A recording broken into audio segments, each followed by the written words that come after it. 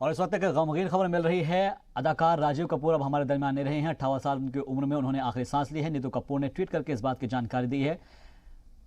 राज कपूर के बेटे और ऋषि कपूर के भाई का इंतकाल हुआ है। दरअसल राजीव कपूर अब हमारे बीच नहीं रहे हैं। आपको बता दें कि राजीव कपूर तीनों भाई रणधीर कपूर ऋषि कपूर के बाद सबसे छोटे थे।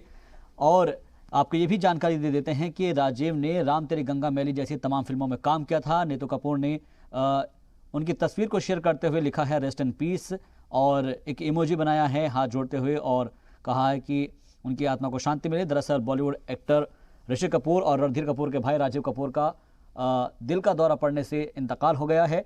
58 साल की उम्र में राजीव को चेंबूर के उनके घर के पास इनक्लास हॉस्पिटल ले जाया गया है, जहां पर उनको मुर्दा करार दिया गया।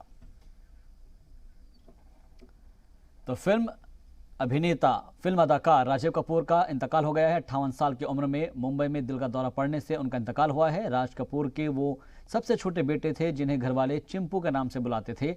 बताया जा रहा है कि राजीव को मुंबई के चेंबूर में दिल का दौरा पड़ा है और करीबी हॉस्पिटल ले जाया गया है, जहां पर डॉक्टरों ने मुर्दा करार दिया है। जिस वक्त दौरा पड़ा उस दौरान उनके सबसे बड़े भाई रणधीर कपूर उनके पास मौजूद थे। पिछले साल ही ऋषि कपूर का इंतकाल हुआ था और इसके बाद अब राजीव का जाना कपूर खानदान के लिए एक बड़ा झटका है।